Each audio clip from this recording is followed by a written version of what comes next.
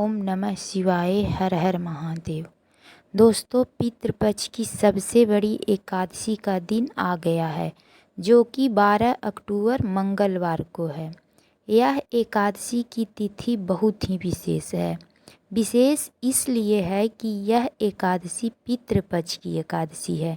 गुरुजी ने कहा कि अगर आपकी कोई विशेष मनोकामना है, चाहे वो धन संबंधी हो, धन आ रहा है लेकिन व्यर्थ के चीज़ों में समाप्त हो जा रहा है, या फिर आपकी नौकरी कहीं नहीं लग रही है, या फिर व्यापार में उन्नति नहीं हो रही है, आपके जीवन में किसी भी प्रकार की खुशहाली है ही नहीं, तो इस पितृपक्ष में पड़ने वाली एकादशी के दिन अगर आप ये विशेष उपाय करते हैं तो महादेव की कृपा से आपके भाग्य की लकीरें भी बदल जाएगी।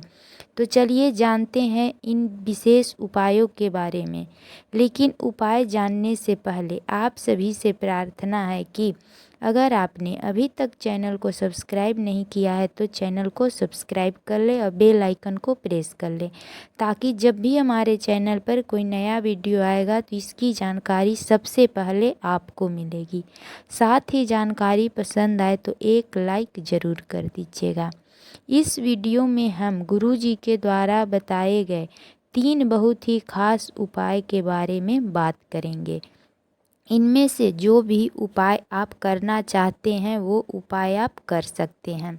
पहला उपाय उन लोगों को करना है जिनके जीवन की कोई भी विशेष मनोकामना है जो परिपूर्ण नहीं हो पा रही है, तो ऐसे लोगों को इस पितृपक्ष की एकादशी के दिन ये विशेष उपाय जरूर करना चाहिए।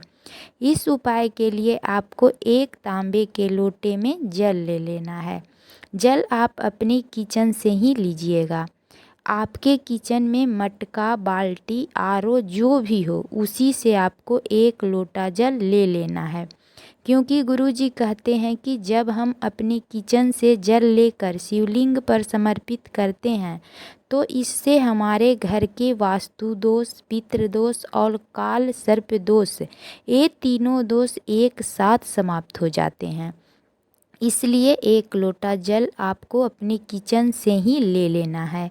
फिर इसी के साथ आपको ले लेना है एक बेलपत्र।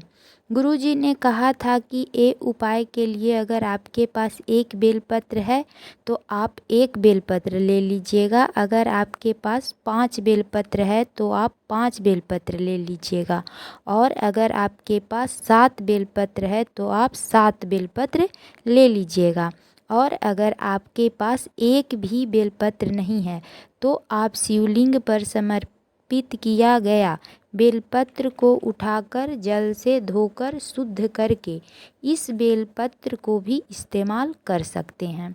बेलपत्र लेते समय आपको बस इस बात का ध्यान रखना है कि बेलपत्र कहीं से भी कटा फटा नहीं होना चाहिए। अब आपको सिर्फ 2 सामग्री को लेकर चले जाना है महादेव के मंदिर में। गुरुजी ने बताया कि इस उपाय को आप चाहे तो सुबह में कर लें या शाम को कर लें, जब भी आपको समय मिले आप इस उपाय को कर सकते हैं। लेकिन अगर आपको अधिकता में लाभ प्राप्त करना है तो आप इस उपाय को शाम के समय में, प्रदोष काल के समय में करिएगा, क्योंकि प्रदोष काल में साक्षात महादेव शिवलिंग में विराजमान रहते हैं। आप कोशिश करिएगा कि प्रदोष काल में ये उपाय को कर सकें। अगर आपको समय नहीं मिले तो आप पूरे दिन में कभी भी ये उपाय कर सकते हैं। देखिए, सबसे पहले आप जो एक बेलपत्र या 5 बेलपत्र या 7 बेलपत्र, जितने भी बेलपत्र लेकर आए हैं उन बेलपत्र को एक लोटे जल में डाल लीजिए। अब आपको एक लोटा जल को उठाकर नंदी महाराज का जो पैर उठा रहता है उस उठे हुए पैर पर समर्पित कर देना है। जल समर्पित करते समय लगातार श्री शिवाय नमस्तुभ्यम मंत्र का उच्चारण करते रहना है। नंदी महाराज के पैर पर आपको सिर्फ जल ही समर्पित करना है। इस लोटे के अंदर जितने आप बेलपत्र डाले हैं उन्हें समर्पित नहीं करना है, बल्कि आपको सिर्फ जल ही समर्पित करना है। नंदी महाराज पर जल समर्पित करने के बाद लोटे से बेलपत्र को निकाल लीजिए। अगर आप एक बेलपत्र डाले हैं तो एक बेलपत्र निकाल लीजिए। अगर आप 5 बेलपत्र डाले हैं तो 5 बेलपत्र निकाल लीजिए। और अगर आप 7 बेलपत्र डाले हैं तो 7 बेलपत्र निकाल कर एक एक बेलपत्र को महादेव के शिवलिंग के ऊपर समर्पित कर दीजिएगा। बेलपत्र की पत्ती का मुख अपनी ओर रखिएगा और डंडी जलाधारी के तरफ हो। इस प्रकार से बेलपत्र महादेव के शिवलिंग पर समर्पित कर देना है। और आप जिस मनोकामना के लिए ये उपाय कर रहे हैं उस कामना को पूर्ण करने के लिए महादेव से प्रार्थना कर लीजिए। इसके बाद वापस आप अपने घर आ जाइए। गुरुजी ने कहा, जो भी व्यक्ति पितृपक्ष की एकादशी के दिन ये उपाय करेंगे उनकी मनोकामना महादेव और पितृदेव की कृपा से बहुत जल्द ही परिपूर्ण हो जाएगी। इसलिए अगर आपकी किसी भी प्रकार की कोई विशेष मनोकामना है तो इस एकादशी के ये उपाय जरूर करना चाहिए। चलिए अब बात करते हैं गुरु जी के द्वारा बताए गए दूसरे खास उपाय के बारे में। ये उपाय उन लोगों को करना है जिनके बच्चों को पढ़ाई लिखाई में मन नहीं लगता है, जिनके बच्चों को कोई भी कार्य करने में मन नहीं लगता है, या फिर जिन्हें अपने शरीर में आलस बहुत आता है, आलस के कारण कोई भी कार्य प्रारंभ नहीं कर पाते हैं। अगर कार्य प्रारंभ भी कर लेते हैं लेकिन उस कार्य में सफलता प्राप्त नहीं कर पाते हैं, अपना जीवन तनाव की स्थिति में जी रहे हैं, तो उन लोगों को ये विशेष उपाय जरूर कर लेना चाहिए। इस उपाय के लिए आपको ले लेना है एक बेलपत्र और साथ में अपने घर से एक तांबे के लोटे में जल, और आपको ले लेना है 31 चावल का दाना। चावल का दाना लेते समय ध्यान रखिएगा कि चावल का दाना टूटे हुए नहीं रहना चाहिए, खंडित नहीं रहना चाहिए। बस आपको ये 3 सामग्री को लेकर चले जाना है महादेव के मंदिर में। गुरुजी ने बताया था कि इस उपाय को भी आप सुबह में करना चाहें तो सुबह में कर ले और शाम में करना चाहे तो शाम को भी कर सकते हैं। सबसे पहले आप जो एक बेलपत्र लेकर गए हैं उस बेलपत्र को महादेव के शिवलिंग के ऊपर समर्पित कर दीजिएगा। बेलपत्र की पत्ती का मुख अपनी ओर रखना है और डंडी जलाधारी के तरफ हो। इस प्रकार से एक बेलपत्र आपको महादेव के शिवलिंग के ऊपर समर्पित कर देना है। फिर इसके बाद आप जो 31 चावल के दाने लाए हैं उस चावल के दाने को एक एक करके शिवलिंग के ऊपर समर्पित कर दीजिएगा।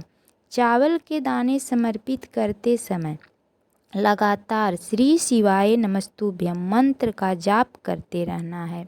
अगर मंदिर में ज़्यादा भीड़ है तो आप एक ही बार में 31 चावल के दाने को शिवलिंग के ऊपर समर्पित कर दीजिएगा। चावल के दाने समर्पित करने के बाद 1 लोटा जल को महादेव के शिवलिंग के ऊपर चंद्रमौली महादेव का स्मरण करते हुए समर्पित कर दीजिएगा। शिवलिंग के ऊपर जब जल समर्पित करिएगा तब जल बहता हुआ जलाधारी के तरफ जाएगा। इसी समय आपको लोटा में थोड़ा सा जल को झेल लीजिएगा और महादेव से अपनी मनोकामना परिपूर्ण करने के लिए प्रार्थना कर लीजिएगा। फिर आप जो जलाधारी के पास से जल को झेले हैं उस जल को लेकर आप अपने घर आ जाइएगा। घर आने के बाद जल का छिड़काव आप अपने ऊपर कर लीजिए या फिर अपने बच्चों के ऊपर कर लीजिए। जिनके भी शरीर में बहुत ज़्यादा आलस आता है, जिन्हें बुद्धि ज्ञान की कमी है, पढ़ाई लिखाई में मन नहीं लगता है, गलत कार्यों में मन लगता है, और जीवन में तनाव, टेंशन, डिप्रेशन की समस्या हो गई है तो ऐसे लोगों के ऊपर जल का छिड़काव कर दीजिएगा। अगर आप ये विशेष उपाय एकादशी के दिन करते हैं तो आपके जीवन की सारी समस्याओं का अंत महादेव की कृपा से शीघ्र ही समाप्त हो जाएगी। चलिए अब जानते हैं गुरु जी के द्वारा बताया गया तीसरा उपाय के बारे में। यह उपाय एकादशी के दिन का बहुत ही खास उपाय है। इस उपाय को पितृपक्ष की एकादशी के दिन आप सभी को जरूर से जरूर करना चाहिए। यह उपाय आपके जीवन में चल रही तमाम समस्याओं, कष्ट को समाप्त करने वाला है।